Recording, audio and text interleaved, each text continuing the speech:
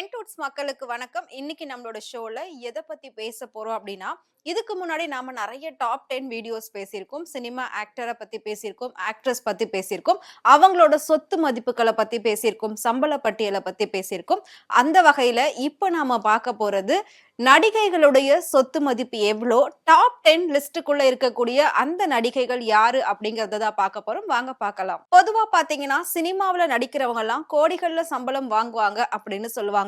அவங்களோட லைஃப் ஸ்டைல்லாம் ரொம்பவே வேற லெவல்ல இருக்கும். அந்த லைஃப் எல்லாம் நம்மளால கனவுல கூட நினைச்சு பார்க்க முடியாது அப்படின்ற மாதிரி எல்லாம் சொல்லுவாங்க. அப்படி இருக்கிற பட்சத்துல நாம ஏற்கனவே டாப் 10 நடிகர்கள் பட்டியல் பார்த்திருக்கோம். அதாவது நடிகர்களுடைய சொத்து மதிப்பு எவ்ளோ அப்படிங்கிறத பார்த்திருக்கோம். அந்த வகையில இது நடிகைகளுடைய சொத்து மதிப்பு எவ்ளோ அப்படின்றது தான். ஏன்னா இப்போலாம் பாத்தீங்கன்னா நடிகர்களுக்கு ஈக்குவலா நடிகைகள் சம்பளம் வாங்கிட்டு இருக்காங்க, கோடிகள்ல வாங்கிட்டு இருக்காங்க. ஒரு காலகட்டத்துல நடிகர்களுக்கு மட்டும்தான் 1 கோடி 2 கோடி அப்படின்னு சம்பளம் இருந்தது. ஆனா நடிகைகளை பொறுத்த வரைக்கும் அவங்கலாம் லட்சங்கள்ல தான் வாங்கினாங்க. அதுவும் ரொம்பவே குறைவான ஒரு சம்பளம் தான் வாங்கினாங்க. ஆனா இப்போ நடிகைகளுக்கு தான் மார்க்கெட் வேல்யூ பெரிய லெவல்ல எகிரிக்கிட்டே இருக்கு அப்படின்னு சொல்லலாம். சோ நாளுக்கு நாள் அவங்களுடைய ஆட்டம் பாட்டம் அதுதான் அதிகமாயிக்கிட்டே இருக்கு. அதனாலதான் அவங்களோட சம்பளமும் அதிகமாகுது. சோ அவங்களோட சொத்து மதிப்பும் அதிகமாயிக்கிட்டே இருக்கு அப்படின்னு சொல்லலாம். சோ அந்த வகையில டாப் 10 லிஸ்ட்ல 10th பிளேஸ்ல இருக்கக்கூடிய நடிகை யாரு அப்படின்னு பாத்தீங்கன்னா, நம்ம எல்லாருக்குமே ரொம்ப பிடிச்சமான ஒரு நடிகை தான் சாய் பல்லவி. இவங்க 10வது இடத்துல இருக்காங்க. இவங்களுடைய மொத்த சொத்து மதிப்பு எவ்வளவு அப்படின்னு பாத்தீங்கன்னா 40 கோடி ரூபாய் வந்து சொத்து வச்சிருக்காங்க. 40 கோடி ரூபாய் சொத்து அப்படிங்கிறது இவங்க சினிமாவுக்கு வந்ததுக்கு அப்புறம் சம்பாதிச்சதுதான். சோ அதுல வந்து பாத்தீங்கன்னா இவங்களுக்கு கோயம்புத்தூர்ல சொந்தமா ஒரு பெரிய சொகுசு பங்களா இருக்கு. அதை தாண்டி இவங்க கிட்ட லக்ஸரியஸான கார் வந்து ஒரு 2-3 கார் வச்சிருக்காங்க. அதாவது மத்த நடிகைகள் மாதிரி இவங்க நிறைய கார்ஸ் எல்லாம் வாங்கி லைனா அடுக்கிற பழக்கம் கிடையாது. சோ இவங்க ஒரு மிடில் பீப்புள்ல இருந்து வந்தவங்க அப்படின்றதுனால எவ்வளவுதான் லக்ஸரியா இருந்தாலும் எவ்வளவுதான் சொத்துக்கள் இருந்தாலும் இவங்க ரொம்பவே சிம்பிளா தான் இருப்பாங்க பார்க்கும்போது. சோ அப்படி இருக்கிற பட்சத்துல இவங்களுடைய மொத்த சொத்து மதிப்பு எவ்வளவு அப்படின்னு பாத்தீங்கன்னா நான் சொன்ன மாதிரி 40 கோடி ரூபாய் சொத்து வச்சிருக்காங்க. ஏன்னா இவங்க ரீசெண்டா படங்களுக்கு எல்லாமே வந்து 7 கோடி 8 கோடி அந்த மாதிரி சம்பளம் வாங்குறாங்க. அதை தாண்டி இப்போ பாலிவுட்ல போயிட்டு கால் வச்சதுனால பாலிவுட்ல இவங்க இப்போ ஒரு படம் பண்ணிட்டு இருக்காங்க ராமாயணா அப்படின்னு சொல்லி. அந்த படத்துல சீதை கேரக்டர் இவங்க தான் பண்றாங்க. அந்த கேரக்டருக்காக 12 கோடி ரூபாய் வந்து சம்பளம் வாங்கியிருக்காங்க. அது மட்டும் இல்லாம தெலுங்குல நாக சைத்தன்யா கூட ஒரு படம் பண்ணியிருந்தாங்க. சோ அந்த படத்துல லாஸ்டா 8 கோடி ரூபாய் சம்பளம் வாங்கியிருந்தாங்க. இவங்களோட சம்பளம் நாளுக்கு நாள் உயர்ந்துகிட்டே போகுது அப்படின்னே சொல்லலாம். அது மட்டும் இல்லாம நிறைய பிராண்டட் காஸ்மெட்டிக்ஸ் எல்லாம் பாத்தீங்கன்னா இவங்க கிட்ட வந்து எங்களோட பிராண்டுக்கு நீங்க வந்து பிராண்ட் அம்பாசிடரா இருங்க, ஒரு மாடலா இருங்க, எங்களோட பிராண்ட வந்து நீங்க வந்து ஆடு கொடுங்க அப்படின்ற மாதிரி கேட்டிருக்காங்க. சோ எங்களோட ஆடுக்கு நான் உங்களுக்கு 2 கோடி ரூபாய் 3 கோடி ரூபாய் பே பண்றேன், பர் டேக்கு நான் பே பண்றேன் அப்படின்லாம் சொல்லியிருக்காங்க. நீங்க எவ்வளவு கோடிகள் கொடுத்தாலும் நான் எந்த ஒரு பிராண்டையும் யூஸ் பண்ண மாட்டேன், எந்த காஸ்மெட்டிக்கையும் யூஸ் பண்ண மாட்டேன், நேச்சுரலா இருக்கிறது தான் எனக்கு பிடிக்கும். அது மட்டும் இல்லாம என்ன நம்புறவங்களுக்கு நான் ஒரு பொய்யான ஹோப் கொடுக்க மாட்டேன் அப்படின்னு இவங்க வந்து சொல்லியிருக்காங்க. சோ இந்த மாதிரி பல நடிகைகள் பாத்தீங்கன்னா பிராண்ட் அம்பாசிடரா இருந்துகிட்டு இருக்காங்க. சோ பிராண்ட் அம்பாசிடரா இருக்கிறது மட்டும் இல்லாம மக்களுக்கு இதை யூஸ் பண்ணுங்க அதை யூஸ் பண்ணுங்கன்னு சொல்லி பிராண்டடான திங்ஸ் எல்லாத்தையும் வந்து மக்களுக்குள்ள இன்சர்ட் பண்ணிட்டு இருக்காங்க.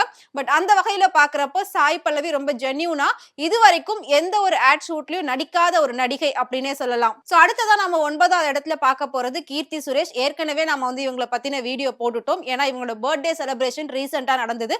சோ அதுலயே இவங்களோட சொத்து மதிப்பு எவ்வளவு அப்படின்றத பத்தி நம்ம பேசியிருக்கோம். சோ 40ல இருந்து 45 கோடி ரூபாய் வரைக்கும் இவங்க வந்து சொத்து வச்சிருக்காங்க.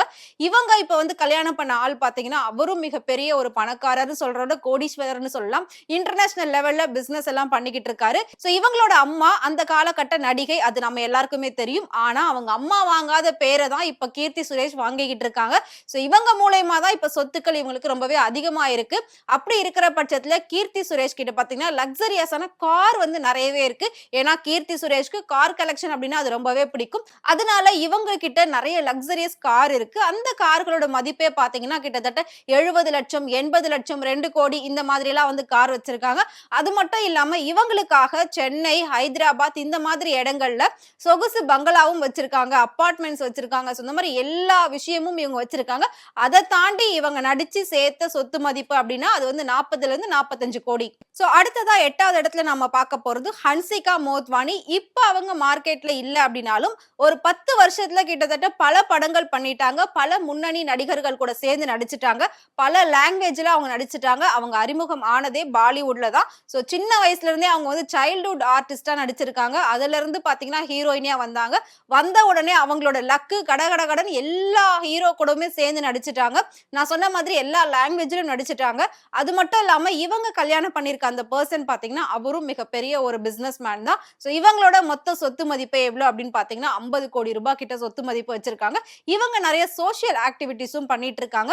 சோ ரீசென்ட்டா இவங்களோட பர்த்டேக்கு அவங்க அம்மா ரோல்ஸ் ராய்ஸ் கார் வந்து கிஃப்ட்டா குடுத்திருக்காங்க. இப்போ விஜய் அடுத்து, தனுஷ் அடுத்து ஹன்சிகாவும் பாத்தீங்கன்னா ரோல்ஸ் ராய்ஸ் கார் வந்து வச்சிருக்காங்க. சோ இந்த மாதிரி கார்ஸ் எல்லாம் வச்சிருந்தாலே அவங்க எவ்ளோ பெரிய ஒரு ஹீரோயின், எவ்ளோ பெரிய ஒரு ஹீரோயின்னு சொல்றத விட சோ எவ்ளோ அளவுக்கு அவங்க கிட்ட பணம், சொத்துக்கள் இருக்கு அப்படின்றத கண்டிப்பா நம்மளால தெரிஞ்சுக்க முடியும். அடுத்ததா 7வது இடத்துல ராஷி கண்ணா இருக்காங்க. ராஷி கண்ணாக்கு தமிழ்ல பெரிய அங்கீகாரம் கிடைக்கல. தமிழ்ல அவங்களுக்கு வந்து பெரிய ரசிகர்கள் கூட்டம் இல்ல. அவங்களோட படங்கள் சரியா போகல அப்படின்னாலும், சோ தெலுங்க பொறுத்தவரைக்கும் ராஷி கண்ணா மிகப்பெரிய ஒரு ஹீரோயின். அங்க அவங்களுக்கு எக்கச்சக்கமான ஃபேன் ஃபாலோயிங் இருக்கு. அது மட்டும் இல்லாம தெலுங்குல இவங்க வந்து பாத்தீங்கன்னா கோடிகள்ல சம்பளம் வாங்கிட்டு இருக்காங்க. தமிழ பொறுத்தவரைக்கும் அச்சோ அச்சோ அந்த பாட்டுக்கு அப்புறம் இவங்களோட வேல்யூ வந்து இப்ப தமிழ்ல ஏறி இருக்கு அப்படின்னே சொல்லலாம். இவங்க இன்னும் மலையாளம், கன்னடம் இந்த மாதிரி பல லாங்குவேஜ்ல நடிச்சுக்கிட்டு இருக்காங்க. இவங்க 7வது இடத்துல இருக்காங்க. இவங்க கிட்ட 66 கோடி ரூபாய் சொத்து இருக்கு. அடுத்ததா 6வது இடத்துல இருக்கிறது ஸ்ருதிஹாசன். தன்னோட அப்பா சம்பளத்துல நான் சாப்பிட மாட்டேன். நான் தனியா சம்பாதிச்சு தான் சாப்பிடுவேன் அப்படின்னு சொல்லி மும்பையிலேயே போயிட்டு ஒரு பெரிய பங்களாவ வாங்கி உட்கார்ந்துட்டாங்க. சோ அங்க அவங்க ஓன் பில்டிங் வச்சிருக்காங்க. அது மட்டும் இல்லாம நான் நடிச்சா இனி பாலிவுட்ல தான் நடிப்பேன். இனி என்னோட லைஃப் ஃபுல்லாவே நான் பாத்தீங்கன்னா மும்பை தான் செட்டில்டு. இங்க தான் நான் இருப்பேன் அப்படின்ற மாதிரி அவங்களும் சரி, அவங்களோட சிஸ்டரும் சரி 2 பேருமே மும்பைல தனித்தனியா பங்களா வாங்கி செட்டில் ஆயிட்டாங்க. சோ இவங்களே தனியா ஏர்ன் பண்ணி தான் ஒவ்வொரு விஷயமும் பண்ணிக்கிட்டு இருக்காங்க. சோ அப்படி இருக்கிற பட்சத்துல இவங்களோட சொத்து மதிப்பு எவ்வளவு அப்படின்னு பாத்தீங்கன்னா 70 கோடி ரூபாய் இவங்க சொந்தமா சம்பாதிச்சு சேர்த்து வச்சிருக்காங்க. இது இல்லாம அவங்க சிஸ்டர் தனியா வந்து சம்பாதிச்சுக்கிட்டு இருக்காங்க. அவங்க அப்பா தனியா சம்பாதிச்சுக்கிட்டு இருக்காங்க. இதெல்லாம் வச்சு அவங்க எங்க போக போறாங்க அப்படின்னு சொல்லிதான் மக்களோட கேள்வி கண்டிப்பா இருக்கும் அப்படின்றது நம்ம எல்லாருக்குமே தெரியும். ஆனா இவங்க வாழற வரைக்கும் நம்ம நல்லபடியா லக்ஸரியா வாழ்ந்துட்டு போயிடுவோமே அப்படின்ற கேரக்டர்ல தான் இவங்க எல்லாம் வருவாங்க. சோ இருக்கிற வரைக்கும் இந்த பணத்தை நல்லா ஜாலியா செலவு பண்ணிட்டு சுத்திட்டு இருக்கிறது தான் இவங்களோட பெரிய வேலையாவே இருக்கு. சோ படம் எடுக்கிறேன், படம் தயாரிக்கிறேன், படத்தை டைரக்ட் பண்றேன், படத்தை ப்ரொடியூஸ் பண்றேன், இந்த மாதிரி ஏதாவது ஒண்ணு பண்ணி காசெல்லாம் வந்து அதுல போயிட்டு கரியாக்குவாங்க. ஆனா இவங்க எல்லாம் கஷ்டப்படுறவங்களுக்கு பெரிய லெவல்ல உதவுற மாதிரி எந்த ஒரு நியூஸுமே நம்ம வந்து பார்த்தது கிடையாது. சம்பாதிக்கிறோம் அப்படின்னா அது கொடுக்கறதுக்குன்னு ஒரு மனசு வேணும். எல்லாருக்குமே அந்த மனசு வராது. ஆனாலும் ஒரு சில நடிகைகள் பாத்தீங்கன்னா இன்னைக்கு வரைக்கும் நிறைய சோசியல் சர்வீஸ் பண்ணிக்கிட்டு இருக்காங்க. தான் எவ்வளவு அளவுக்கு சம்பாதிக்கிறோமோ அந்த அளவுக்கு கஷ்டப்படுறவங்களுக்கு நிறைய உதவிகள் பண்ணிக்கிட்டு இருக்காங்க. ஒரு சிலர் தெரிஞ்சு பண்றாங்க, ஒரு சிலர் தெரியாம பண்ணிட்டு இருக்காங்க. ஆனா ஸ்ருதிஹாசனை பொறுத்த வரைக்கும் அவங்க இது வரைக்கும் எதுவுமே பண்ண மாதிரி நம்ம வந்து கேள்விப்பட்டதே இல்ல. அவங்க எப்பவுமே பிரஸ் மீட் கொடுத்தாலும் சரி, இல்ல பத்திரிகையாளர் ஏதாவது கேள்வி கேட்டாலும் சரி, கொஞ்சம் எட்வைட் மாதிரி தான் அவங்க வந்து பேசுவாங்க, பதில் சொல்லுவாங்க, எல்லா விஷயமும் பண்ணுவாங்க. கமல் சாருக்கு இருக்கக்கூடிய ஒரு தன்னடக்கம், அடக்கம் அதுல இருந்து கொஞ்சம் கூட வந்து அவங்க பசங்களுக்கு இல்லையே அப்படின்னு சொல்லி நிறைய பேர் வந்து விமர்சனங்கள்லாம் பண்ணிருக்காங்க அவங்கள பத்தி. அடுத்ததான் நாம 5வது இடத்துல பார்க்க போறது அவங்களும் இப்ப வந்து ஃபீல்டுல கிடையாது. காஜல் அகர்வால் தான். சோ அவங்க வந்து 83 கோடி ரூபாய் சொத்து வச்சிருக்காங்க. அவங்க நிறைய படங்கள் வந்து ஒரு 10, 15 வருஷத்துல பண்ணியிருந்தாங்க. அவங்களும் எல்லா லாங்குவேஜ்லயுமே ரவுண்ட்ஸ் வந்துட்டாங்க அப்படின்னே சொல்லலாம். அதுக்கப்புறம் மிகப்பெரிய ஒரு பிசினஸ் மேனா பார்த்து கல்யாணம் பண்ணிட்டு செட்டில் ஆயிட்டாங்க. கல்யாணம் பண்ணி செட்டில் ஆனாலும் இப்ப திரும்பவும் அவங்க வந்து சினிமாவுக்குள்ள கம்பேக் கொடுக்க போறாங்க. அதுக்கு முன்னாடி இந்த கல்யாணம் ஆனதுக்கு அப்புறமா அவங்க சொந்தமா ஒரு பிசினஸும் பண்ணிட்டு இருக்காங்க. எதுக்காக நாம சும்மா இருக்கணும், இருக்கிற பணத்தை வச்சுட்டு அதை இன்வெஸ்ட் பண்ணி இன்னும் எப்படி நாம இன்கம் எடுக்கலாம் அப்படின்ற மாதிரி. சோ அவங்க கேர் அண்ட் கேர்ஸ் அப்படிங்கிற மாதிரி சோ பேபிக்கு தேவையான எல்லா ப்ராடக்ட்டையும் ஓனா இவங்க வந்து ப்ரொடியூஸ் பண்ணிட்டு இருக்காங்க. சோ அது ஒரு பெரிய லெவல் பிசினஸாவே இவங்களுக்கு போய்கிட்டு இருக்கு. அதை தாண்டி இவங்களோட ஹஸ்பண்ட் பாத்தீங்கன்னா இன்டர்நேஷனல் லெவல்ல பல நாடுகளுக்கு போயிட்டு பல பிசினஸ் எல்லாம் அவர் பண்ணிட்டு இருக்காரு. சோ இது எல்லாமே சேர்ந்து பாத்தீங்கன்னா இவங்களுக்கு 83 கோடி ரூபாய் சொத்து இருக்கு. சோ அடுத்ததா 4வது இடத்துல இருக்கிறது நடிகை த்ரிஷா. இவங்களோட சொத்து மதிப்பு எவ்வளவு அப்படின்னு பாத்தீங்கன்னா 85 கோடி ரூபாய் வச்சிருக்காங்க. சோ இவங்க கிட்டத்தட்ட 20 வருஷமாவே ஹீரோயினா நடிச்சுக்கிட்டு இருக்காங்க. இன்னைக்கு வரைக்கும் கல்யாணம் அப்படிங்கிற ஒரு விஷயத்தை பத்தி அவங்க யோசிக்கவே இல்லை. ஆனா இதுக்கு முன்னாடி அவங்களுக்கு நிச்சயதார்த்தம்லாம் ஆகி அதுக்கப்புறம் கல்யாணம் அப்படியே நின்னு போயிடுச்சு. சோ இப்போ ரீசெண்டா வந்து அவங்க விஜய் கூட வச்சு பல விமர்சனங்கள், பல கிசுகிசுக்களுக்கு ஆளானாங்க. ஆனாலும் இப்ப வரைக்கும் கல்யாணம் எப்போ அப்படின்னு சொல்லி ரசிகர்கள் கேட்டாலும் அதுக்கு அவங்க வாய் திறந்து பதில் சொல்லாம அப்படியே வந்து எஸ்கேப் ஆயிட்டு போயிடுறாங்க. பட் ரசிகர்களோட ஆசைகள் என்ன அப்படின்னு பாத்தீங்கன்னா ஒரு நடிகை, ஒரு நடிகர் யாரா இருந்தாலும் சரி யார கல்யாணம் பண்ணிக்க போறாங்க, எப்ப கல்யாணம் பண்ணிக்க போறாங்க, அவங்க கல்யாணம் எப்படி நடக்க போகுது. இத தெரிஞ்சுக்கிறதுக்கு தான் ரொம்பவே வந்து ஆவலா இருப்பாங்க. அப்படி இருக்கிற பட்சத்துல இன்னும் நெறைய பேர் வந்து கல்யாணம் பண்ணிக்காம இருக்காங்க. நடிகர்கள்லயும் சரி, நடிகைகளும் சரி. அதுல முக்கியமான ஒருத்தர தான் த்ரிஷாவா நம்ம பார்த்துக்கிட்டு இருக்கோம். த்ரிஷா எப்ப கல்யாணம் பண்ணிப்பாங்க, யார கல்யாணம் பண்ணிப்பாங்க அப்படின்ற ஒரு மிகப்பெரிய ஒரு கேள்வி வந்து ரசிகர்கள் கிட்ட இருக்கு. ஆனாலும் இன்னைக்கு வரைக்கும் அவங்களோட சொத்து மதிப்பு பார்த்தீங்கன்னா, 83 கோடி ரூபாய் இருக்கு. அத தாண்டி அவங்களுக்கு பல ஊர்கள்ல அதாவது சென்னை, ஹைதராபாத், மும்பை இந்த மாதிரி இடங்கள்ல சொந்தமா அவங்க பெரிய பெரிய சொகுசு பங்களாவும் வச்சிருக்காங்க. அது மட்டும் இல்லாம த்ரிஷா கிட்ட கார் கலெக்ஷன் ஏராளமாவே இருக்கு. ஒவ்வொரு காரோட மதிப்பும் அப்படின்னு பார்த்தீங்கன்னா, 50 லட்சம், 70 லட்சம், 80 லட்சம், 2 கோடி, 3 கோடி இந்த மாரி லெவல்ல வந்து அவங்க கார் வச்சிருக்காங்க. கூடிய சீக்கிரம் சொந்தமா ஜெட்டும் வாங்க போறதா ஒரு பிளான் வந்து வச்சிருக்கிறதா ஒரு நியூஸ் வந்தது. பட் அது உண்மையா பொய்யா அப்படின்றது நமக்கு தெரியாது. மேபி விஜய் வச்சிருக்க ஜெட்ட இவங்க கூட யூஸ் பண்ணிக்கலாம். ஏன்னா ஃப்ரெண்ட் தானே. ஃப்ரெண்டோட பைக் நம்ம வாங்கி யூஸ் பண்ண மாட்டோமா? ஃப்ரெண்டோட கார் நம்ம வாங்கி யூஸ் பண்ண மாட்டோமா? அந்த மாதிரி இவங்க ஃப்ரெண்டோட ஜெட் வாங்கி மேபி இவங்க வேணும்னா யூஸ் பண்ணிக்கலாம். அடுத்ததா டாப் 3ல யார் இருக்காங்க அப்படின்றத தெரிஞ்சுக்கிறதுக்கு தான் எல்லாருமே ஆவலா வெயிட் பண்ணிட்டு இருப்பீங்க அப்படின்றது எனக்கு தெரியும். டாப் 3ல அந்த 3rd பிளேஸ்ல பாத்தீங்கன்னா நடிகை சமந்தா இருக்காங்க. சமந்தா 100 கோடி ரூபாய் சொத்து வச்சிருக்காங்க. நான் இதுக்கு முன்னாடி சொன்னேன் இல்லையா, நிறைய நடிகைகள் கோடிகள்ல சம்பாதிக்கிறாங்க. அந்த மாதிரி சம்பாதிச்சு இல்லாதவங்களுக்கு நிறைய பேர் உதவி பண்றாங்க. அதுல முதலிடத்துல சமந்தா இருக்காங்க. ஏன்னா சமந்தா கிட்டத்தட்ட 500ல இருந்து 600 குழந்தைகளை தத்தெடுத்து அவங்களுக்கான மெடிக்கல் செலவு எல்லாத்தையுமே அவங்க தான் பார்த்துட்டு இருக்காங்க. அத பத்தியும் நம்ம ஆல்ரெடி வீடியோஸ் போட்டிருக்கோம். சமந்தாவை பத்தி நிறைய வீடியோஸ் போட்டிருக்கோம். அவங்க நிறைய சோஷியல் ஆக்டிவிட்டீஸ்ல இருந்துகிட்டே இருப்பாங்க. அது மட்டும் இல்லாம சமந்தா சும்மா இருக்கக்கூடாது, அதாவது தமிழ்ல இப்ப அவங்களுக்கு வாய்ப்பு இல்ல, பட் சும்மா இருக்கக்கூடாது அப்படின்றதுக்காக நிறைய சைட் பிசினஸ் அவங்க ஸ்டார்ட் பண்ணிருக்காங்க. நிறைய ஃபேஷன் லுக்லாம் பாத்தீங்கன்னா அவங்க கொடுத்துட்டு இருக்காங்க. மெயினா பாத்தீங்கன்னா நிறைய ட்ரெஸ்ஸஸ் வந்து அவங்க லான்ச் பண்ணிட்டு இருக்காங்க. நிறைய வெஸ்டர்ன் ஸ்டைல் ட்ரெஸ் வந்து லான்ச் பண்ணிட்டு இருக்காங்க. இத வந்து வேர்ல்டு வைட் லெவல்ல அவங்க வந்து எக்ஸிக்யூட் பண்ணணும் அப்படின்றதுக்கான அந்த ஒர்க் அவுட்ஸ் எல்லாம் போய்கிட்டு இருக்கு. சமந்தா நடிப்புல இல்ல அப்படின்னாலும் பிசினஸ்ல இப்ப இறங்கிட்டாங்க.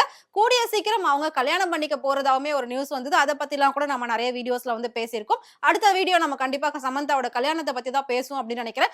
இதுல டாப் 10ல 3rd பிளேஸ்ல சமந்தா இருக்காங்க. 2வது இடத்துல நடிகை தமன்னா இருக்காங்க. நடிகை தமன்னாவை பத்தி சொல்லணும் அப்படின்னா, இந்த பொண்ணு யாருன்னே அடையாளம் தெரியலையே அப்படின்ற லெவல்ல ஆரம்பிச்சு இன்னைக்கு ஆஹா ஓஹோன்ற அளவுக்கு வளர்ந்திருக்காங்க. ஒரு டியூப் லைட்டே தேவையில்ல. அவங்க வந்து ஒரு ரூம்குள்ள இருக்காங்க அப்படின்னா, டார்க் ரூம் கூட பிரைட் ஆயிடும். அவ்வளோ அளவுக்கு ஃபேரா இருக்கக்கூடிய ஒரு நடிகை அப்படின்னா அது வந்து தமன்னா தான் ஃபர்ஸ்ட்.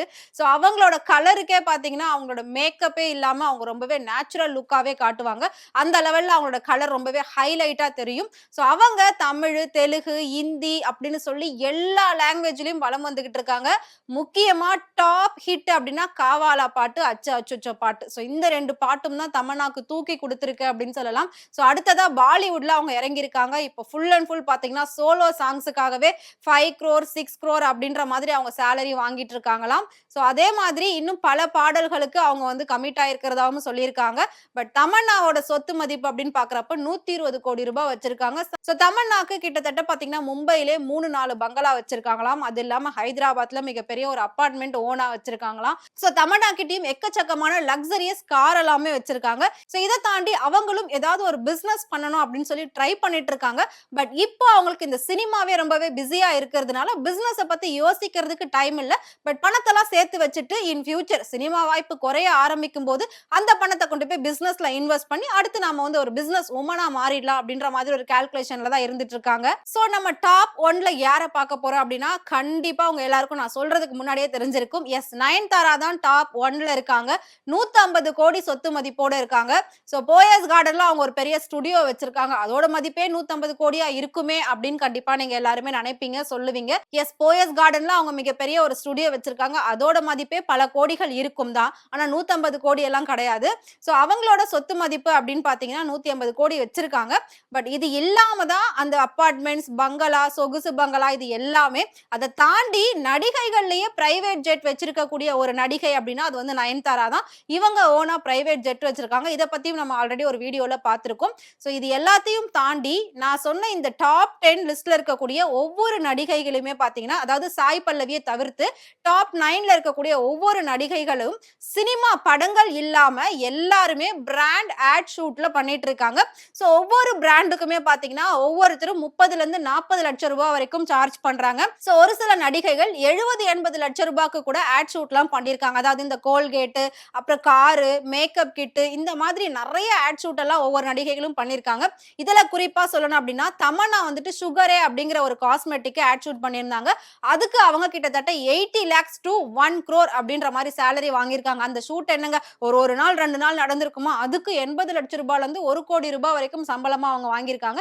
இப்படி இருக்கிறதுனால தான் இவங்க டாப் 10 ரிச்சஸ்ட் ஆக்ட்ரஸ் அப்படின்ற ஒரு பட்டியலுக்குள்ள வந்திருக்காங்க அப்படின்னே சொல்லலாம். சோ இவங்களோட சொத்து மதிப்பு அப்படின்னு சொல்லி நாம சொன்னது இவங்க சினிமாவுல சம்பாதிச்சு இவங்க லீகலா வச்சிருக்கக்கூடிய பேங்க் பேலன்ஸ் அப்படின்னே சொல்லலாம். அதை தாண்டி இவங்களோட பங்களாக்கள் இருக்கு, கார் இருக்கு, இன்னும் நிறைய விஷயங்கள் லக்ஸரியா வச்சிருப்பாங்க. அதெல்லாம் கால்குலேட் பண்ணாம இவங்க சினிமால நடிச்சு சம்பளமா வாங்கி வச்சிருக்கக்கூடிய அந்த அமௌண்ட்டை தான் வந்து சொத்து மதிப்புன்னு சொல்லி கால்குலேட் பண்ணி நாம சொல்லியிருக்கோம். சோ அதை வச்சு பாக்குறப்பதான் இந்த டாப் 10 லிஸ்ட். பட் இவங்க வச்சிருக்கக்கூடிய அந்த லக்ஸரி காரு, லக்ஸரி பங்களா, ஜெட் இந்த மாதிரி விஷயங்களையும் நம்ம சேர்த்து கால்குலேட் பண்ணனா இன்னும் இவங்களோட சொத்து மதிப்பு, இவங்களோட பணம் அப்படின்றது இன்னும் பெரிய லெவல்ல மில்லியன் பில்லியன்ல கூட போகிறதுக்கான வாய்ப்புகள் இருக்கு.